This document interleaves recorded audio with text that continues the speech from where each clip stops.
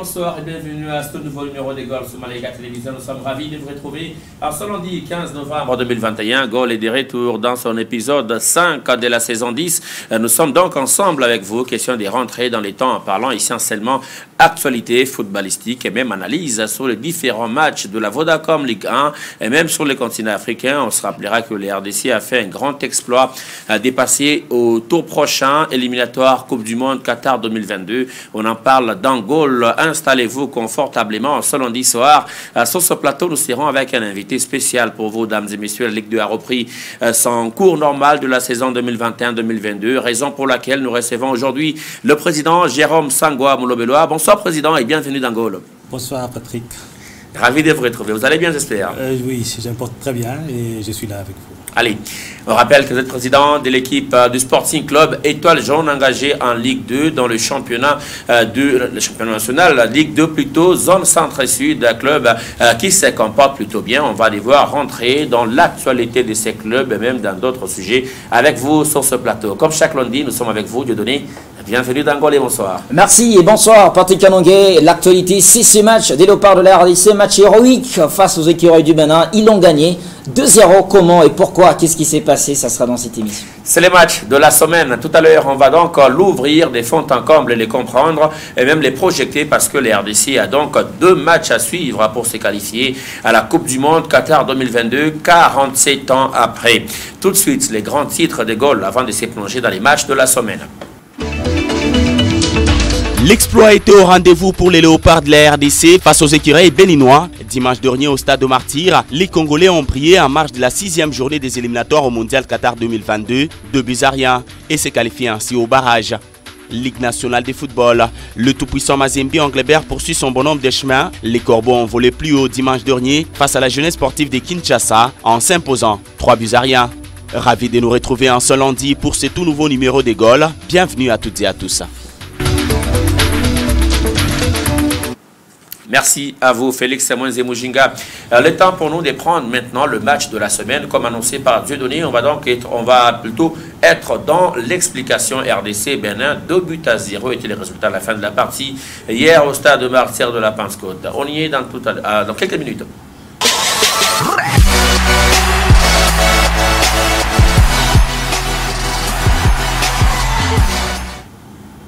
C'est l'heure du match de la semaine Dieudonné. RDC Bénin, ça fait 2-0. Victoire certes, qualification certes. Qu'est-ce qu'on doit connaître et savoir sur ce match? C'est l'une des semaines les plus compliquées de l'histoire du football congolais. Parce que dans une semaine, on a quand même connu 2 résultats inattendus. La victoire contre la Tanzanie, 3-0, personne ne l'a vu venir. Et directement, elle a donné beaucoup d'envie, beaucoup de goût à l'équipe nationale de la RDC qui bat le Bénin. Alors, un peu facilement, on va le dire. 2-0. Qu'est-ce qui se passe, Patrick? La première chose qu'on a comprise, c'est que le système des jeux des Léopards a complètement changé et on a maintenant un système qui devient quasiment identique avec de petites variations. Regardons le 11 de départ contre cette formation du Bénin. Nous avons un 4-4-2 plat cette fois-ci, alors que contre la Tanzanie, on avait un 4-4-2 en losange. Le terrain. Comment faire la différence entre ces 2 systèmes? C'est que contre la Tanzanie, on avait Gaël Kakuta derrière les 2 attaquants. Et sur les côtés, on avait Akolo sur un côté, sur un autre, on a mis un autre joueur. Samuel Bastien était avec Chancel Mbemba. Donc on a fait un petit losange au milieu de terrain. Mais cette fois-ci, c'est plat. On a Samuel Bastien ainsi que Moutoussamy qui rentre dans les 11 de départ parce qu'il n'a pas joué contre la Tanzanie. Bolassi ainsi que Kakuta vont être sur les côtés, les 2 milieux excentrés, comme on les appelle dans ces systèmes à plat. Il a gardé sa paire en attaque. Voilà. Pourquoi il fait justement ces systèmes défensifs, ces milieux de terrain à plat? Parce qu'il sait que l'équipe béninoise passe beaucoup trop par les côtés, mais beaucoup de vitesse sur les côtés. Et lorsqu'on a d'un côté un milieu défensif, d'un autre un milieu défensif, 2 milieux excentrés, ça va empêcher la ressortie des balles justement dans l'animation de cette équipe béninoise. Parce qu'on l'a vu, elle a procédé par une attaque placée. Et donc il fallait commencer par les contrer dans leur moitié de terrain et que la sécurité arrive avec Moutoussamy, Samuel Bastien. C'était un peu ça dans l'envie, on va dire, de Hector Cooper, parce qu'on le dit, l'objectif de tout système de jeu, c'est d'abord de ne pas encaisser de buts. Et l'envie de marquer, c'est la recherche de l'équilibre de ces systèmes de jeu. Qu'est-ce qui va se passer dans cette recherche de l'équilibre côté congolais. Cette première image, elle est parlante.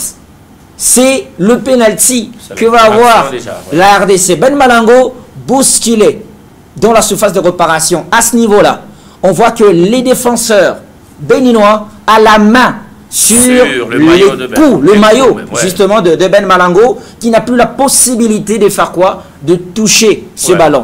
Nous, on se dit que la position de l'arbitre lui donne aussi beaucoup de possibilités de voir cette action. Parce que là, l'arbitre vient de voir qu'il y a un centre qui vient de sortir du côté gauche et il a les yeux, le regard sur les deux joueurs en duel à l'entrée de la surface de réparation. Il va suivre ces duels jusque dans la surface et il va se rendre compte que directement, il y a la main du défenseur béninois sur le défenseur, l'attaquant congolais Ben Malango. Et là, il siffle penalty.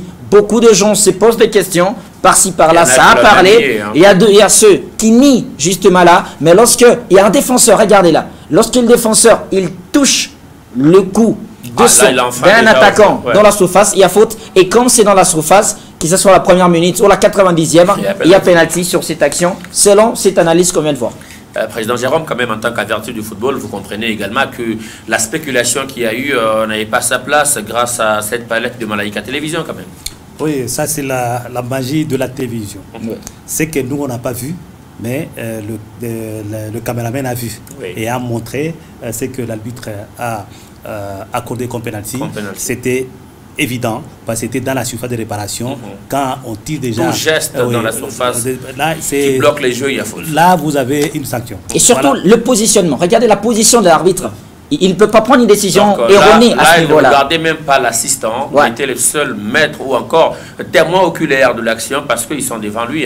Et surtout, Ben est un peu en retard. Et il a su passer devant. Comment est-ce que le défenseur béninois est resté derrière l'attaquant congolais? Donc, il a accusé un retard. Pour se rattraper, l'arbitre sous-entend qu'il a voulu avoir commettre un petit geste pour qu'il soit devant. Si cette action-là, cher Patrick, cette image-là, si c'est au milieu de terrain, les gens, quand on siffle faute, ils ne vont pas parler. Mais quand il y a une petite bousculade, quand il y a une petite bousculade dans la surface ou en dehors, tant que c'est une bousculade, l'arbitre il siffle faute. Les gens font polémique, pourquoi? Parce que c'est dans la surface et que ça devient un penalty. Mais si c'était au milieu de terrain, qu'on accordait un coup franc, à la RDC, beaucoup diront, bon, c'est normal, il y a un coup franc. Non seulement ça, on a habitué à voir quelqu'un quand il occasionne un penalty. Il faut qu'il tombe et tout. Il faut qu'il tombe, qu'il pleure. Mais on a retrouvé Ben Malango après l'occasion, il est resté normal et puis il marque. C'est sorti un peu de l'ordinaire. Donc la réalité est que en attaquant en position offensive de son équipe, il devient comme un neuf. Donc on ne le touche pas. N'importe quel mouvement va être en sa faveur. C'est comme ça qu'on disait à un moment, Ronaldo et Messi, on les protégeait par les arbitres, la FIFA les protégeait, parce qu'ils mettaient les dangers dans les cas adverses. Et quand ils prenaient les risques, tout mouvement que tu vas commettre va toujours tourner en ton désavantage. Ça, c'est évident. Bravo donc à cette palette de Yannick Brown, justement, qui a mis aussi toute son intelligence pour comprendre cette action. On va regarder, ça a bien commencé pour l'équipe congolaise. Déjà, 8e minute, on ouvre les scores. Contre la Tanzanie, c'était la 6e. On ouvrait les scores, ben, ça va bien. Là, il va transformer ses pénaltys. Dieu merci Mbokane. Ces pénaltys, ce n'est pas un pénalty comme tous les autres. 85% des pénaltys seraient dans les soupirails du poteau. Finissent toujours au fond de filet. Le choix qu'il fait de chercher les soupirails du poteau, c'est-à-dire la partie inférieure du poteau, ce n'est pas facile. C'est pas un choix difficile. Parce que souvent ça part à côté, et souvent ça touche le menton. Mais quand tu réussis à cadrer ton tir, ah ben c'est au fond de filet parce que le gardien, le temps qu'il arrive à ce niveau-là, c'est beaucoup trop loin de lui. Et Dieu merci Boukani a pris le risque de chercher les soupirails du poteau pour trouver le chemin de filet. C'est l'expérience, il fallait un expérimenté qui connaît ce genre de moments parce que là il y a aussi une question de gestion émotionnelle. Il a réussi à le faire, il ouvre les scores, ça fait 1-0 pour la RDC. Allez, travail psychologique important pour Mbokani parce que ça fait déjà 4 buts. Mais parlons de ce joueur, président Jérôme, vous l'avez vu à Lubumbashi, vous l'avez vu jouer en Europe avec d'autres clubs belges et autres. Et aujourd'hui, il rentre en sélection après un bon bout de temps. Sa forme actuelle vous étonne quand même. Mbokani, ça reste, il devient presque 35 ans en plus. Le maître de cette génération ici. Oui, Mbokani a plus de 35 ans. Je crois que c'est 37. 37 ans. Et 37 ans, il continue à frapper. Il a fait mal à d'autres équipes. Jusque-là, ça fait 4 buts qu'il a marqués. Meilleur buteur de l'heure pour l'instant sur les 6 matchs. Justement, je crois que c'est un garçon expérimenté et qui joue avec sa tête. Parce que même à des occasions comme ça, marquer un but, c'est pas facile. C'est pas facile. Il joue avec sa tête et je crois qu'on peut compter sur lui sur les prochains matchs. Mbokani sera à mesure de marquer un compte. Peut-être ramener les RDC à la Coupe du Monde parce que c'est les capitaines actuels de la sélection de la RDC jusqu'à présent. Ça, Marcel Tisserand, Chancel Mbemba, c'est lui qui prend le brassard en tant que doyen. C'est ça. On va continuer. Dieu merci Mbokani qui a donc marqué. On va regarder la suite de cette confrontation en pleine image. Et encore, Dieu merci Mbokani sur cette action, cher Patrick, qui va être dans la surface de réparation et rater son geste de la tête. Bon, ça passe à côté, mais c'est un geste réussi dans la surface. Le rôle qu'il a pu jouer hier, c'est un rôle qu'il faudra apprendre. Parce que non seulement dans la surface de réparation, il a essayé de montrer cette puissance de présence, mais Dieu merci Mbokani, dans le repli défensif, il a été présent. Dieu merci Mbokani, sur lui, on a fait beaucoup trop de fautes dans la moitié de terrain de l'adversaire. Ça a toujours permis à tout moment au bloc congolais de pouvoir monter. Donc pour un attaquant de pointe, pour un avant-centre, on n'attend pas seulement que tu sois un finisseur, un killer, un tueur. À un moment donné, dans un système comme celui qu'on a, le 4-4-2 à plat, on a besoin que les deux attaquants, cher Patrick, ils viennent pour venir chercher des choses, on commet des fautes sur lui, ça va faire monter les blocs adverses. Et c'est pour ça que vous avez vu le Bénin avait tout le temps le ballon, mais quand on lance devant, Mbokani va chercher toujours une faute. Quand on fait une faute pour lui, les temps passent, il a un petit faux rythme, et puis les blocs congolais vont monter au fur et à mesure. Tactiquement, il est important, c'est pour ça qu'il a été titularisé encore à côté de Bénin. Parlant de Dieu merci Mbokani, il faut aussi signifier que depuis les coups d'envoi de la phase éliminatoire, c'est l'un des joueurs congolais à contrôler. Il marque à Lubumbashi contre la Tanzanie, il marque contre le Bénin déjà en déplacement, et les buteurs, donc il est bien connu, et ces jours-là il fallait en tout cas bien le cerner, bien les contrôler et bien les gérer pendant tout le match. Et la différence qu'il fait à l'entraîneur ou le gestionnaire de la RDC, c'est qu'il les remet dans le même registre mais avec une autre stratégie de jeu, parce que déjà au départ on l'a vu, Mbokani un peu réticent dans le jeu, un peu en dormant, ça veut dire il attend seulement les moments opportuns pour faire le jeu. Depuis la Tanzanie, c'est un Mbokani qui rentre, qui vient jusqu'à Médiane et qui remonte, et ce qui a fait que les Bénin hier n'a pas retrouvé le même joueur qu'il avait connu, qui attendait le ballon. C'est lui qui devait attendre qu'Ibakambu fasse un mouvement et lui serve. Mais l'autre fois en Tanzanie, c'est lui qui vient maintenant, il cherche le ballon, il amène de l'eau au moulin, et hier il fait la même chose. Donc la capacité qu'il a à son âge de changer un peu de tactique et même de façon de faire, c'est ce qui les rend un peu extraordinaires, comme l'a dit le président. C'est pratiquement un joueur, malgré sa trentaine révolue, qui a fait une carrière différemment des autres. Je ne le voyais pas revenir avec ses atouts, et il revient, il reste les premiers buteurs de l'histoire de la sélection de la RDC, et les meilleurs buteurs pour l'instant de la RDC dans la phase éliminatoire. Ça fait 4 buts en 6 matchs. C'est que tout le monde n'a pas pu faire depuis qu'on était en train de jouer. La capacité de revenir au-delà de son âge, au-delà du niveau du club où il évolue, je pense que les places à un niveau extraordinaire. Il lui faudra un bon travail psychologique pour qu'il tienne. Un niveau tactique élevé justement dans cette confrontation. Jusqu'à là, les Léopards de la RDC ne prennent pas de but. Là, il y aura l'action fatale, l'action qui a failli faire mal. Les ballons qui va rebondir justement devant, dans la surface de vérité. Ce que j'ai dit, je vois là, sur cette action, c'est à la base le positionnement des départs. Luyendama ne suit pas l'action. Parce que la position de Chancel Mbemba à la base, tu le hors-jeu. Alors Luyendama est resté tout seul derrière, alors qu'il voit que Chancel Mbemba part avec deux attaquants devant lui. Petit problème de positionnement, des choses à corriger côté Luyendama, justement quand vous regardez cette action. Parce que quand tu vois que la position de hors-jeu, elle est déjà morte par le positionnement de ton coéquipier, là il faut aller, là il faut directement l'accompagner, parce que s'il y a un joueur béninois qui touche le ballon au premier poteau, ça peut faire mal. Au deuxième poteau, ça peut faire mal. Heureusement que le ballon était beaucoup trop flottant. Ça va aller jusque dans la cage. Voilà. Défenseur du monde. Imaginez-vous. Des fois on dit il a tué les hors-jeux. Des fois, on dit refus de jouer.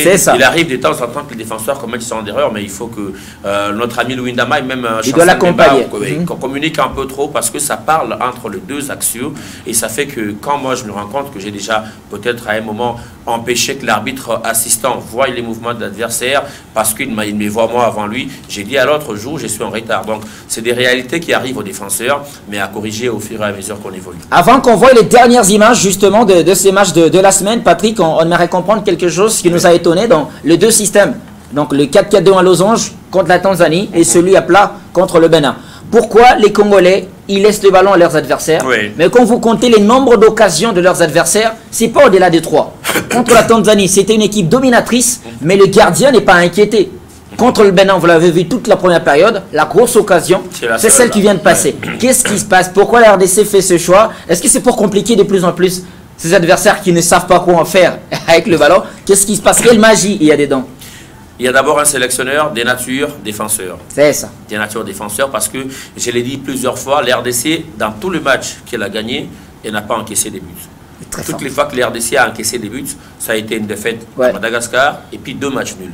Donc automatiquement, on a un entraîneur qui a les atouts défensifs. On a perdu un seul match et c'est les jours où on n'a pas marqué. Il sait défendre. Déjà, avec la façon dont il utilise les joueurs, j'ai écouté la victoire de l'RDC en Tanzanie. Quand tu prends Chancel Mbemba, tu prends Moussami, Kakolo, on vous dit c'est un entraîneur qui nous pousse pour la plupart des cas à participer au jeu défensif. Faire des efforts. Faire des efforts défensifs. C'est vrai qu'on doit marquer, c'est vrai qu'on doit gagner, mais on ne doit pas oublier que derrière, il y a nos frères, il y a nos amis, qu'il faut qu'on puisse en tout cas soutenir et tenir le match. Donc, la faveur que l'RDC a pour l'instant, c'est d'avoir un entraîneur qui comprend au moins les phases défensives, comment les gérer. Et surtout, une autre particularité, c'est qu'il comprend maintenant comment utiliser Chancel Mbemba. C'est un joueur polyvalent. Pour moi, c'est les meilleurs joueurs pour l'instant de la sélection de l'RDC. Les plus, je sais pas moi, les mieux d'ailleurs à utiliser quand sa polyvalence, tout ça. Ouais, sa polyvalence, quand vous avez besoin de faire un résultat. Hier, il est en charnière, l'autre fois, il est en médiane. Et lorsque vous l'utilisez dans n'importe quel registre, au moins qu'il soit blessé. Là, on est foutu. Mais quand il est dedans, vous vous rendez compte qu'il joue parfaitement son rôle. À Madagascar, c'est quand il sort que les RDC sont. C'est ça. Alors, avec des joueurs comme ça, quand les sélectionneurs les maîtrisent, je pense que n'est pas encaissé, n'est pas un péché. Cooper, c'est un bon défenseur. On a compris, Patrick Anongué, les Léopards auront 2 matchs importants dans l'avenir. On va regarder les dernières images pour terminer ce match de la semaine. RDC contre Bénin, 2-0 score final. Là, c'est l'image du but. Ça sera la dernière. La tête de Ben Malangongita qui a commencé à la place de Cédric Bakambu. Regardez ce qu'on avait dit, le positionnement. Et puis, il se démarque, il va sortir du marquage. La puissance, il va mettre le feu sur cette action. C'est Ben Malangola, c'est un joueur intraitable. Ce qui nous a aussi fait plaisir sur cette action, non seulement la qualité des détentes, la puissance de Ben Malango, mais quoi? La qualité des centres, justement, de Mokoko Male. Contre la Tanzanie, c'est son centre qui amène le but de Ben Malango. La manière dont il centre, la manière dont il enroule ses ballons, Mokoko Amale, ça met à l'aise un attaquant comme Ben sur le plan aérien. Il n'y a que le feu et les gardiens adverses, qu'est-ce qu'il fait? Il disparaît. Il n'est pas là parce qu'il y a Ben, c'est ça. En tout cas, il a même demandé à Ben, tu acceptais maintenant que voilà. Je t'ai fait manger. Ça fait 2 fois que tu manges. Et Ben a dit oui, ça fait 2 buts que tu me sers et puis je marque. Allez, ça aura été donc la fin de ce match de la semaine. Là, il allait répliquer encore un doublé. Malheureusement, que le cadre était très loin. Mokoko, il ouvre tellement son pied. Et quand il ouvre, il joue le ballon, on dirait, du point de doigt. Et c'est là que ça devient intéressant, les centres qu'il fait. On doit apprendre les centres de Mokoko Amale. Allez, merci Dieudonné. Merci également à vous tous qui continuez à nous suivre, à la grande équipe qui nous réalise ce soir, dames et messieurs. Ça aura été le match de la semaine. La RDC doit attendre le 18 décembre prochain pour connaître son tirage au sort de la phase de barrage à qualification mondiale Qatar 2022. On va donc refermer ces chapitres consacrés à ce match de la semaine qui a vécu hier à Kinshasa. Il est temps pour nous de nous plonger maintenant dans les résumés de la Vodacom Ligue 1.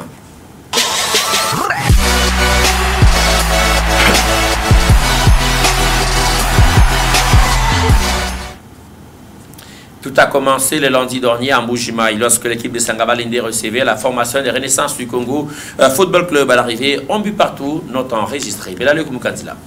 Sa Majesté Sangabalende, penalty, contrôle de la main d'un défenseur du FC Renaissance du Congo. Les premières victimes de Sa Majesté Sangabalende en Ligue nationale de football cette saison sont les équipes de Kinshasa. Après la Sekouya, le club 100 restait longtemps sans jouer, sauf que le FC Renaissance au stade Kachala Bonzola 3-1. Le manque de rythme n'a pas fragilisé les hommes d'Abdel Ousmane qui ont mis à profit cette réception des Oranges de Kinshasa pour réaliser un bond de géant et se retrouver à la 8e place en date du lundi 8 novembre 2021. Eli Kassage au sifflet a déniché vite un contrôle de la main dans la zone de vérité des Oranges pour les penalties. Alidor Walema, ancien de l'AS Simba, en a profité pour inscrire son tout premier but sous les maillots de 100 hors de Mbujimaï, 1-0 à la 31e. Contre-pied parfait et c'est l'ouverture du score. L'ouverture du score, mesdames et messieurs. Sangabalende, impitoyable à domicile, se met rapidement à l'abri. Le but de Kambwa Kambou est de toute beauté. L'ailier de Sangabalende arme son pied gauche. Le tir est puissant. Pouloulou ne perd rien, 2-0. Alidor Walema, attention, la frappe. Et deuxième but. Quel but. Oh non. Quel ballon roulé. Kambwa Kambou. Oh là là. Ça c'est un coup de génie. Le gardien Pouloulou du FC Renaissance du Congo. Kambwa Kambou va poursuivre son show. Il se transforme en passeur décisif pour permettre à Omwele d'écorcer l'addition 3-0. Troisième but, et c'est le but. Omwele Seke. Le club Fibo, menaçant dans les derniers instants, réduit le score par Barbira. 3-1 score final. Le club vert blanc-orange retombe dans ses travers. Sangabalende, imbattable à domicile, signe ainsi sa deuxième victoire de suite. Un très bon but. Ça n'a pas marché pour l'équipe de Renaissance du Congo de Kinshasa. Président, il y a quand même une réalité que vous pouvez maîtriser dans la vie dans nos clubs. Il y a Renaissance du Congo, départ des Mukuna, arrivée d'un nouveau président, allais-je dire. Et finalement, ça ne donne pas les résultats qu'il faut. Est-ce que nos clubs ont tellement besoin à chaque problème d'échanger des présidents, changer d'entraîneur, vous en tant que dirigeant, comment et quels conseils que vous pouvez leur donner finalement? Bon, le problème n'est pas à ce niveau-là. Un président ne joue pas. Un président, c'est lui qui donne les orientations par rapport à ce qu'il veut pour son équipe. Et le reste, c'est le staff technique qui doit jouer ce rôle. Oui. Et depuis le départ du président Mukuna, effectivement, l'équipe connaît beaucoup de problèmes. Il faudrait qu'en interne, qu'il puisse donc trouver une solution. Parce que Mukuna ne dirigeait pas seul l'équipe, hein, il dirigeait avec son comité. Oui. Et là, même s'il est à côté, Mukuna est toujours influent dans cette équipe de Renaissance. Je crois qu'il faudrait qu'il puisse faire les choses pour que... gérer les tensions internes, justement, et ne pas chercher à faire tomber les têtes. Parce que là, il y a maintenant des tendances. Il y a des pro Mukuna qui restent Mukuna et les autres... Les Willy Mandala à côté. Oui, c'est ça le problème. Et par rapport à ça, il y a même des joueurs qui ont cette tendance-là. Il y en a qui sont pour Mukuna et d'autres avec le nouveau et tout ça. Tout ça, c'est l'instabilité dans l'équipe. Je crois qu'il est grand temps, parce que bon, c'est encore la phase aller, que la Renaissance puisse vraiment se remettre en cause pour voir donc des voies et moyens à remettre cette équipe au niveau où elle était donc au début. Au début. Merci, Président Jérôme. On va continuer de donner cette fois-ci. On va prendre les matchs AS Simba contre AS Maniema Union à Kolwezi au stade dur. 0 but partout étaient les résultats à l'issue de 90 minutes des jeux. Pas de vainqueur ni de vaincu entre les kamikazes de l'AS Simba et Maniema Union au stade dur. Les deux équipes se sont livrées dans un match ouvert où chaque équipe avait son temps. Tout commence avec les locaux qui s'illustrent sur quelques occasions mais mal exploitées. Les visiteurs, éliminés de la Ligue des Champions de la CAF il y a peu, ont eu la maîtrise du match durant une bonne partie de la rencontre, mais les vraies occasions se sont créées à partir de la 26e minute. L'ancien kamikaze Rodrigue Kitoa, aujourd'hui joueur de Maniema Union, était sans pitié, sauf que la chance ne lui a pas souri. D'abord à la 29e minute, et puis à la 30e minute quand il a battu le gardien de Simba, mais n'a pas réussi à mettre le ballon au fond de filet. Le match va rester amplement disputé jusqu'à la fin de la première période, 0 but partout.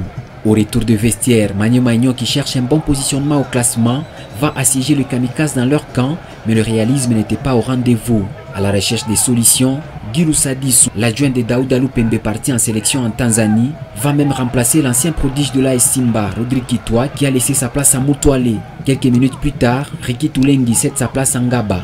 Les occasions de but se multiplient, mais le but de kamikaze gardé par Gaël Tchepela est resté inviolé.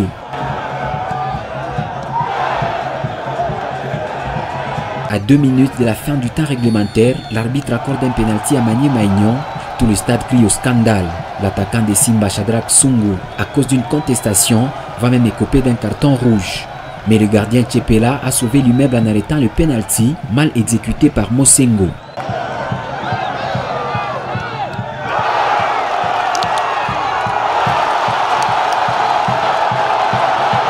Les supporters de Kamikaze sont aux anges et saluent le gardien Tchepela, héros du jour. Le dernier coup de sifflet final de l'arbitre interviendra sur ce score de 0 but partout. Simba gagne 1 point, Maniema Union également. Allez, on a été à Kolwezi pour suivre ce match AS Simba contre AS Maniema Union.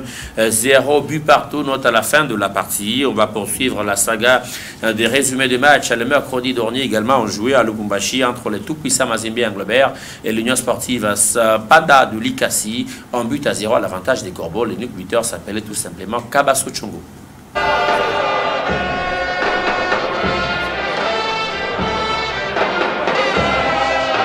Une première période décevante entre le tout-puissant Mazembe et l'Union Sportive Panda B52 de Likasi. La confiscation de la balle n'a pas permis aux Corbeaux de Lubumbashi de voler plus haut dans cette première période. Et pourtant, l'Union Sportive Panda B52 a laissé les champs des jeux à son adversaire. Mazembe incapable de trouver la faille au bout des 45 premières minutes. 0-0, les deux protagonistes rentrent au vestiaire à la mi-temps.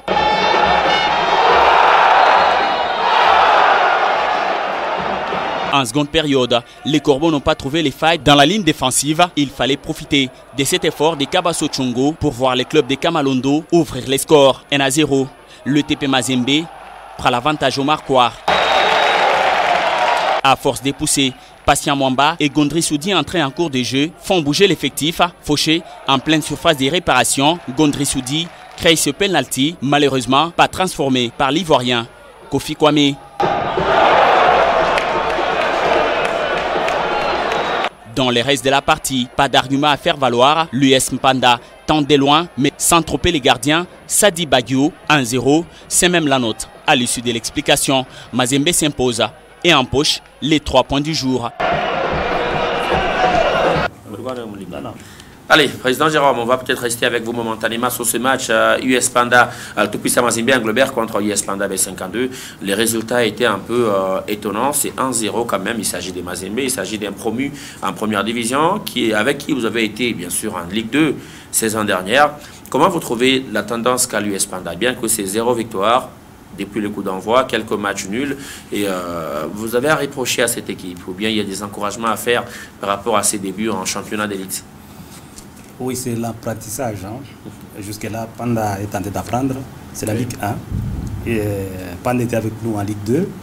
Donc, ils ont joué, ils sont sortis premiers. Donc, l'édition passée. Sans pardon. Sans pardon, effectivement. Ils sont allés très haut. Hein, très haut, donc distancés du deuxième par, je crois, 10 points d'écart. Bon, je crois que à ce niveau, on ne peut pas encore juger Panda. Ils sont en train d'apprendre. Oui. Ils ont perdu, je crois, 2 matchs seulement. 2 matchs seulement. Ils ont fait des matchs nuls avec des grandes équipes. Oui. Je crois que nous devons encourager ces jeunes gens. Et surtout, vous savez que j'ai donné plus de 3... Il y a quelques pions j'ai donné 3 joueurs qui sont là. Donc, qui jouent. Et je crois qu'ils font l'honneur de cette équipe. Qui ne déçoivent pas du tout. Qui ne déçoivent pas. Ils sont toujours titulaires hein, depuis qu'ils ont commencé. Même l'autre fois, je crois que j'avais appelé moi-même personnellement le président Rocky pour l'encourager, dire que non, il doit tenir bon, c'est encore le début. Il y aura donc des matchs qui vont suivre, il y aura la phase retour, toute une phase retour donc tout peut changer.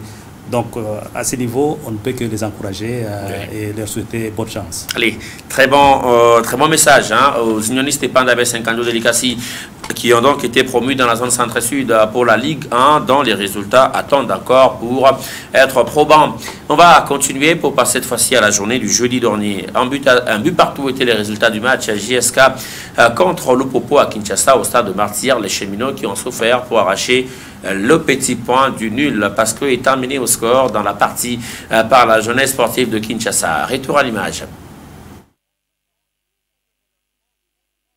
Après-midi compliqué pour l'Oviette à Kinshasa. 2e match, ça ne fait pas victoire. C'est plutôt un nul que les cheminots décrochent devant l'équipe de la jeunesse sportive de Kinshasa au stade de Martyrs. Tout ne commence pas bien pour les hommes du Christian Braconi. 29e minute, Bongonga allume la mèche. Le geste est parfait, mais tant pis, là il ne s'en sort pas. La bicyclette permet à JSK de passer devant une équipe de Lupopo, souvent habituée à ouvrir le score depuis le coup d'envoi de la saison. Il fallait un mental fort pour les hommes des Braconi pour rester calme dans le match, chose qui sera faite malgré les assauts ainsi que la maîtrise du sujet constaté côté quinois. Plus rien à se mettre sous la dent jusqu'à la 61e minute. Darka Bangou, pourtant placé en pointe du groupe, ne réussit rien au passage, contraint de quitter l'aire de jeu. Le remplacement les plus important est fait. Anthony Pandemoya monte. Quelques secondes plus tard, il remet l'Oviette dans l'explication en inscrivant les buts égalisateurs. Le Popo ambitieux et soucieux de marquer son deuxième but va tenter de forcer les verrous, mais sans y parvenir. Un but partout, les cheminots bloquent pour la deuxième fois après le nul contre Blessing à Kolwezi. On va quitter Kinshasa à présent. JSK qui a fait mal avec club a fait la même chose à la formation du FC Saint-Ola Le Popo. Ça faisait 2 nuls devant 2 grands clubs de ce pays avant de venir chuter à Lubumbashi devant le tout-puissant Mazembe Anglebert. À Kolwezi le vendredi, Blessing FC continue encore une fois à ne pas réussir son entrée dans la compétition. Nommé ou encore voté ou élu à l'équipe révélation de l'édition dernière, l'équipe de Blessing n'est jusque-là pas bien positionnée dans cette édition de la Vodacom Ligue 1. En but contre 2 étaient les résultats lors de la réception devant la formation des Maniema Union au stade dur de Kolwezi. L'AS Maniema Union s'est bien remis sur la bonne voie en renversant la situation face au Béni des Blessing Football Club au stade Dominique Diour en s'imposant par 2 buts contre 1. Les unionistes ont bien démarré les matchs en inquiétant les locaux. Le premier coup franc est bien exécuté mais renvoyé finalement par les portiers adverses. Les Bénis ont rapidement ouvert les scores grâce à Mamadou Nkongolo à la 7e minute de jeu. Les Kouira est au fond.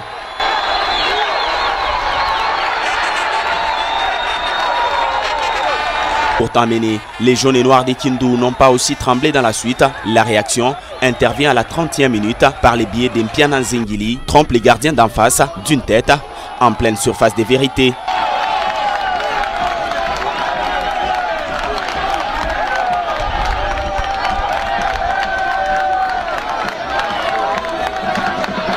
Il fallait attendre la 2e période pour voir les buts de la victoire être inscrits par Junior Cyril Moutoualé à la 74e minute.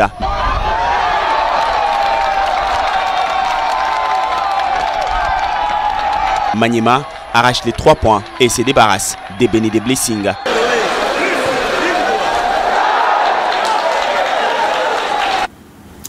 Maniema Union qui a donc arraché au moins 4 points à Kolwezi avant de jouer à Likasi aujourd'hui. C'était donc la formation de l'US Panda qui le recevait. Mais parlons de son périple à Kolwezi. Est-ce que l'équipe de Kindu respecte-t-elle plutôt son rang d'Africain de l'RDC? Bon, je pense pas, mais il faut respecter les adversaires. Donc Simba et Blessing sont quand même des adversaires qui ont aussi des ambitions dans ces championnats, même si Maniema Union a le niveau africain, mais vous avez vu par exemple contre Simba comment les kamikazes ont tenu tête. Ouais. C'est vrai qu'ils se sont complètement fait acculer, ils ont été complètement dominés dans le match, jusqu'à avoir à concéder un penalty, mais le gardien Tchepela a démontré toute la capacité oui. pour un gardien à sauver une équipe. Donc Maniema Union a tout simplement un peu eu de nonchalance contre l'équipe des Simba, mais là contre l'équipe des Blessings, c'est là qu'on a vu du jeu. Parce que quand on concède l'ouverture du score, finalement on peut se dire bon ça peut finir à un partout, mais ils ont eu cette mentalité là d'aller d'aller chercher le résultat. Sur le but de Moutoualé, il y a quelque chose à dire par rapport à des défenseurs. Donc dans les ultimes minutes du match, à un moment donné, il faut avoir la capacité de gagner les duels aériens. Donc Moutoualé, grâce à sa taille, grâce à sa puissance, il va dans les airs, aller dominer son vis-à-vis, mais les défenseurs, ils restent sans mouvement, voilà, sans effort. Il faut toujours faire cet effort-là, même celui de bousculer les joueurs adverses pour pas qu'il ait tout son temps, prendre ses risques, et pour pas qu'il ait tout son temps à aller dans les airs et puis changer les trajectoires du ballon. C'est là que ça a fait la différence. Donc Maniema Union, je pense que ça n'a pas aussi été facile la gestion de ces temps d'après l'Afrique. Je crois que petit à petit ils vont revenir, et là ils n'avaient pas leur entraîneur qui était concentré à la cause nationale. Avec les 11 donc ils étaient qu'avec Lussadissou, c'est peut-être pour ça que ça a changé les choses, mais finalement ils ont pris des points, c'est ce qui est important. Allez, ça fait un staff technique. Maniema Union qui va donc continuer les périples et le choix en attendant les calendriers de la Vodacom Ligue 1, peut-être rentrer à Lubumbashi, matcher Mazembe, le Popo Bazano avec Don Bosco, pourquoi pas l'équipe de Lubumbashi Sport. On va être complet avec les derniers matchs de la semaine. Il a vécu hier à la Kamalondo, les tout-puissants Mazembe Anglebert atomisés à la formation de la jeunesse sportive de Kinshasa. 3 buts contre 0. Mazembe, ça fait 8 matchs sans défaite, un seul match nul. Les Corbeaux sont sans pardon.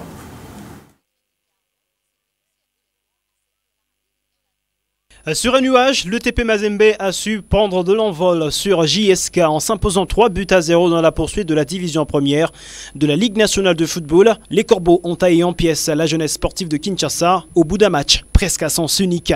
Cette 7e victoire de la saison congratule une série de 8 matchs sans défaite depuis le début de la saison. Il fallait attendre la 45e minute de la première période pour voir les filets trembler en faveur du TP Mazembe. La tête piquée de Kevin Mondeko sur le corner lancé par Ngimbi est imparable.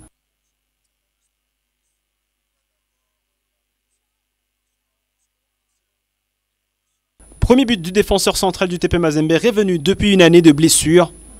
À l'heure de jeu, en seconde période, Thomas Ulumengu confirme sa bonne forme avec un 3e but en 3 matchs. Le Tanzanien est buteur sur ce caviar de Patient Mwamba. Pas 2, sans 3, la 3e réalisation des Corbeaux sera initiée encore une fois par Ngimbi Merzeille sur corner. Kelvin Bile Kombaki est le buteur de la tête. Pour sa première apparition avec les Corbeaux, le transfuge de la Sékouya confirme qu'il est à la hauteur des Corbeaux.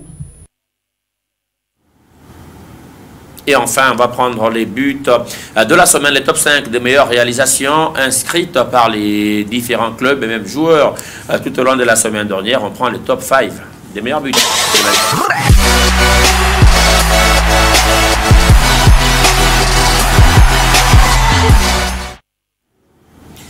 On va partir de Mbujimaï en passant par Kinshasa, Kolwezi, à Lubumbashi pour retrouver les meilleures réalisations. Je ne sais pas moi, Dieudonné, vous avez une idée sur les meilleurs gestes des buts inscrits en semaine? Bon, quand vous regardez les buts par exemple du joueur de Sangabalende, de Renaissance contre Sangabalende, oui. Pour moi ça passe pour le meilleur but, mais il ne faut pas aussi négliger le retourné acrobatique de ces joueurs de JSK. Je vais vous arrêter par là. Déjà, c'est des super buts. Ça fait les 2 buts. Alors, Belali a le choix. Découvrir ça. Belali nous laisse voir les différentes réalisations impeccables de la semaine.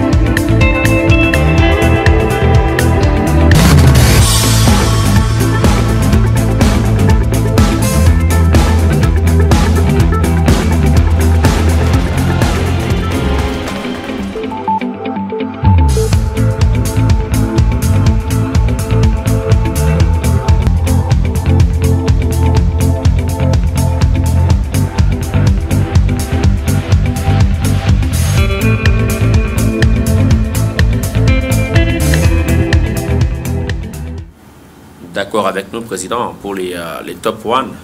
Oui, je crois que pour les top 1, pour moi, c'est depuis de quoi les buteurs, les joueurs de Renaissance. Non, des Sangabalende. L'enveloppé. Là. Les top 3, ils vont être les top 1 pour vous. Justement, c'est le meilleur. Les gestes les plus difficiles. C'est ça. C'est une question de goût et de couleurs. Allez, on va continuer avec les résultats de tous les matchs qui ont vécu en semaine. Sur ce tableau, on regarde les quelques matchs qui ont été organisés par la Vodacom Ligue 1. On rappelle ici que la Simba a fait match nul, ils ont eu partout avec la formation des Maniema Union. Mazembe qui battait à l'US Panda 1-0. JSK qui s'est neutralisé avec le Popo, un but partout. Victoire des Maniema Union en déplacement sur la pelouse des Blessings à 2 buts contre 1. 0-0 entre Sangabalende et Chinkunku et victoire des Mazembe 3-0 devant la formation de la jeunesse sportive de Kinshasa.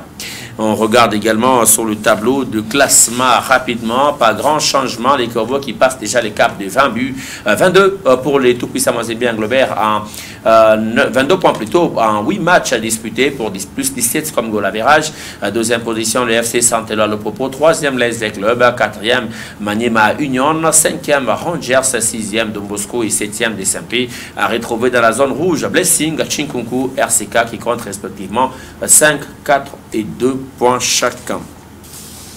au tableau des classements des buteurs. Dark Kabangu, Miwe depuis un certain temps, reste quand même leader de ce royaume avec 4 buts en égalité avec Ilondo Itaka de la jeunesse sportive de Kinshasa, peut-être sur les traces de Jean Baleke, comme c'est fait le cas la saison dernière. Jean Baleke qu'on retrouve en 3e position désormais avec Mazimbe, 3 buts également pour Prince Chal de Lubumbashi Sport et Héritier Kassongo du FC Saint-Éloi Lupopo de Lubumbashi. On finit par ces tableaux de rendez-vous de matchs à suivre en cette semaine en Ligue nationale de football. Ce mardi, le Lubumbashi Sport reçoit la jeunesse sportive de Kinshasa et le jeudi prochain, Chinkunku Maniema Union. Samedi, Sangabalende Saint-Éloi Lupopo. Et le même samedi, on va jouer à Colosie entre Blessing et la jeunesse sportive de Kinshasa. Ceci nous permet à présent de quitter la Ligue 1 pour la Ligue 2, raison pour laquelle on est sur ce plateau avec le président Jérôme Sangwa. On rappelle ici, président du Sporting Club Étoile Jaune, club engagé en Ligue 2, zone centre-sud. On va maintenant s'étaler sur ce championnat de la 2e division et bien sûr sur le projet Académie Étoile Jaune. Tout de suite, on est en Ligue 2.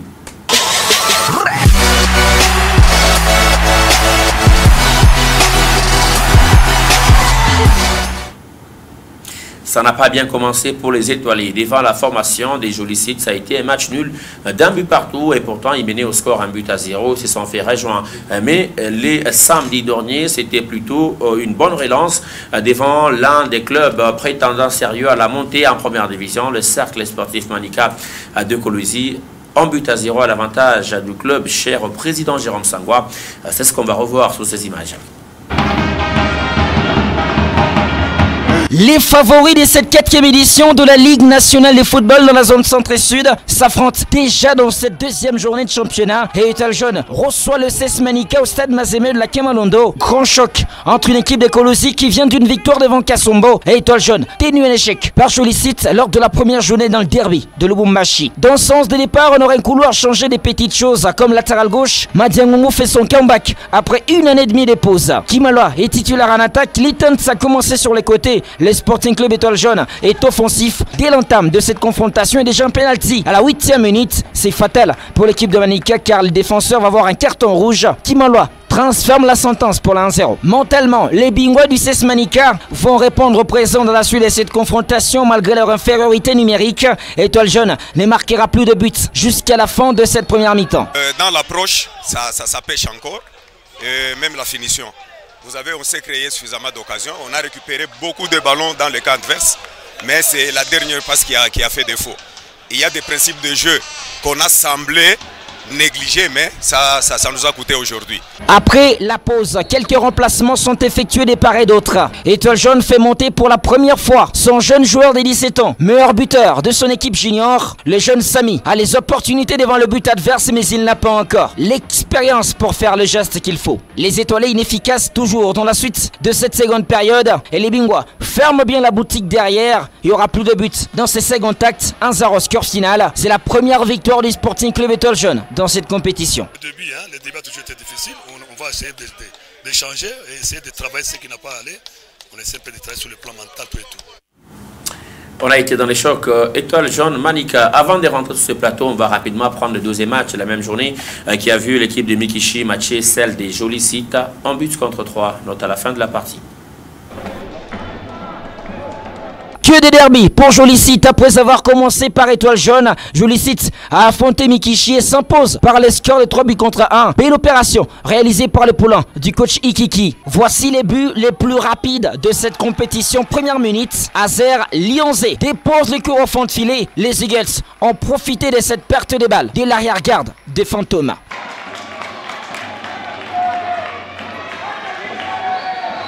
La suite de cette première période, c'est la recherche de l'égalisation côté Mikishi. Ça sera obtenu dans la 30e. Passion Bae est fauché dans la surface de réparation. Jérôme Obengaï dépose les cours au fond pour la 1 partout.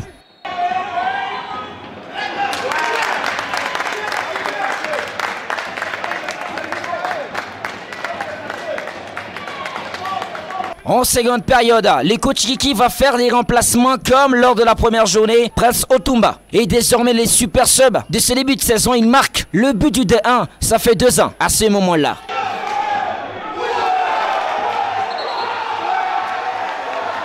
Comme si cela ne suffisait pas, les Eagles vont appuyer sur l'accélérateur, surtout avec Nadim Bouanga qui est rentré dans cette seconde période, rapporter de la vitesse. Il y aura pénalty sur cette contre-attaque et c'est Azar Lyonzé qui va le transformer dans un contre-pied parfait. Ça fait 3-1 score final. Première victoire aussi des Jolis Sites dans la compétition.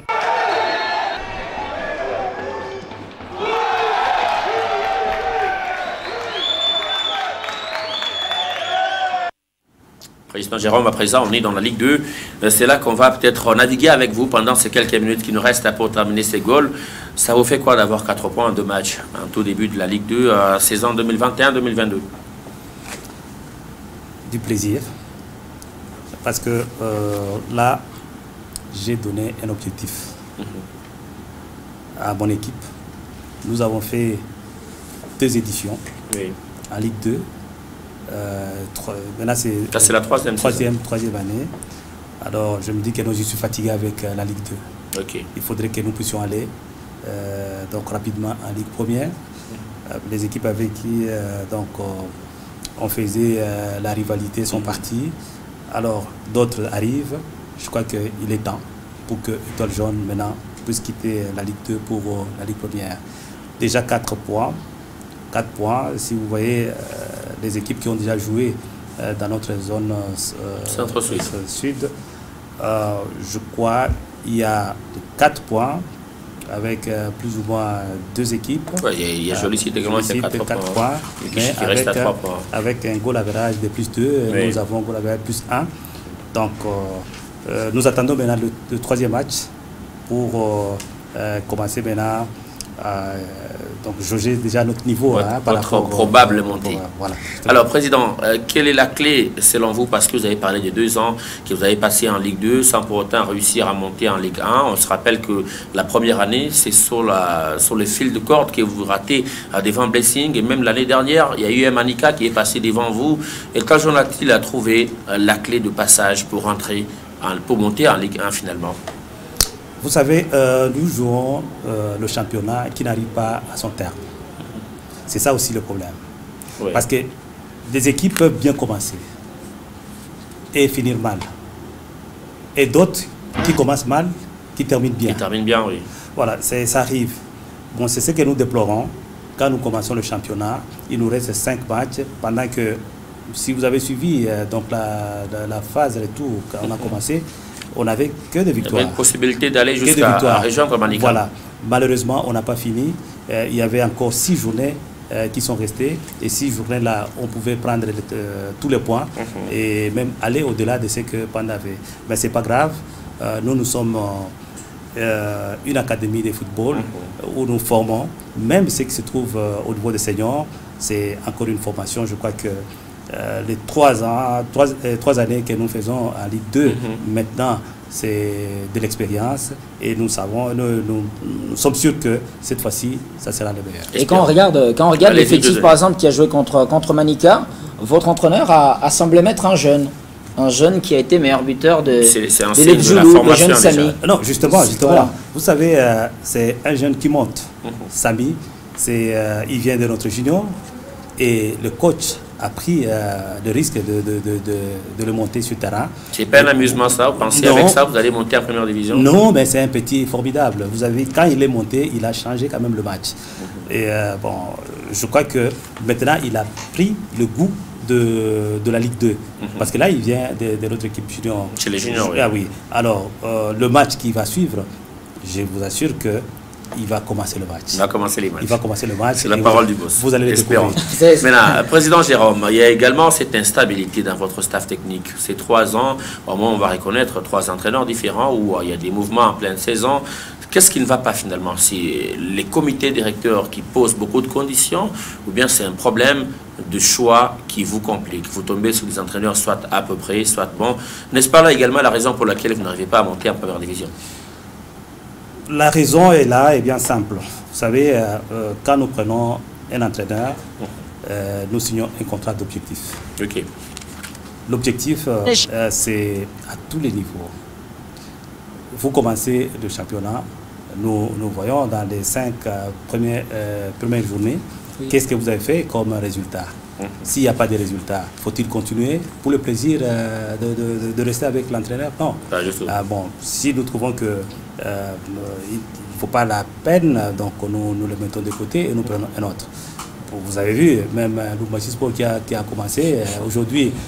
c'est à 8 matchs qu'on remercie les coachs. Voilà, il a été remercié. Parce que, vous savez, nous faisons beaucoup de sacrifices par rapport à ces équipes-là. Donc, qu'est-ce que le président gagne dans tout ça? Du plaisir. Du plaisir. Et le plaisir, il faut avoir les victoires. S'il n'y a pas de victoires, bon, faut-il continuer avec ces entraîneurs? C'est ça le problème. Ce n'est pas l'instabilité. Ce que vous devez retenir, c'est que depuis sa création Étoile Jaune, nous sommes montés en puissance jusqu'à nous retrouver. Donc, nous n'avons jamais passé à la 4e place au classement. Oui. Nous dans les top 3. Oui, top 3. Bon, première année, vous avez vu ce qui s'est passé. Donc, nous avions même eu la décision de la montée en première division. De voter en première division. Mais après plusieurs 4 mois après, bon, on va changer les choses. Nous avons accepté parce que nous, c'est le fair play. Nous avons dit que nous continuons avec la formation. Oui. Et deuxième année, bon, nous avons évolué, nous étions 3e. Jusque-là, Manika qui a pris 2e place. On n'a pas fini le championnat. Parce que déjà, oui, bon, nous disons que nous sommes là. L'Étoile Jaune est toujours présent. Président Jérôme, une autre question, parce que vous parlez de la formation des jeunes. J'ai donné à poser une question sur les tout petits qui a intégré l'équipe senior déjà en Ligue 2. C'est un grand risque, on peut l'appeler comme ça, mais les talents, on ne les l'étouffe pas. Étoile Jaune a déjà lancé, ça fait maintenant presque 1 année ou 2 ans, son projet de l'académie. Comment il se porte? Oui, avant d'arriver à ça, je vais dire que monter ce petit-là, Samy, l'attaquant, ce n'est pas un risque. Oui. Aujourd'hui, je vais vous dire que c'est pas un risque. Le petit Patient Mwamba, qui joue dans Mazembe, a joué avec ce petit-là. Ah bon? Et aujourd'hui, Patient Mwamba fait la fierté de l'équipe de Mazembe. C'est l'un des meilleurs des groupes. C'est la jeunesse qui sont en train maintenant de faire montrer leur talent. Et nous encourageons cela. Je vous dis que... Et comment se portent vos jeunes maintenant? Les jeunes, ils sont... J'ai appris que vous avez battu le Popo 17-0. 17 ou 10-0? Le score cumulé, en fait. Cumulé, c'est 5-3. Okay. 15-3. 15-3. Oui, vous voyez là, ce sont nos jeunes. Nous avons commencé par les minimes qui ont battu l'équipe de Lupopo par 1-0. Et après, c'était le cadet qui ont fait 7 buts contre 1. Oui. À Lupopo toujours. Et les juniors ont tué aussi le match par 7 buts à 2. Ce qui a fait 15-0. Voilà. Donc tout ça, ça démontre la formation que nous sommes en train de donner à ces jeunes gens. Et surtout que nous jouons sur notre site, ils doivent montrer qu'ils sont coriaces. Ils sont à la maison. Voilà. Donc c'est ça. On ne va pas cesser avec la formation. Oui. Nous pouvons encadrer même 300 jeunes. Donc l'encadrement ne s'arrête pas. Parce que les talents ne font que naître. Dans chaque famille, il y a toujours des jeunes gens qui arrivent et que nous allons commencer à mettre. Donc c'est ça. Et, moi, encadrer les jeunes gens, c'est la passion. C'est une passion. C'est la passion. Et c'est ce que je disais que non. Au-delà de l'objectif que je peux donner aux entraîneurs, au staff technique. Moi, j'ai une vision. La vision, c'est cet encadrement de la jeunesse que je voudrais voir dans les jours à venir. Ces jeunes gens-là jouer dans des grands clubs du pays et même donc quitter le pays pour aller jouer à l'extérieur de notre pays. Mais on va finir par une autre question en quittant chez les jeunes présidents, parce qu'on nous signale qu'on appelle ces temps.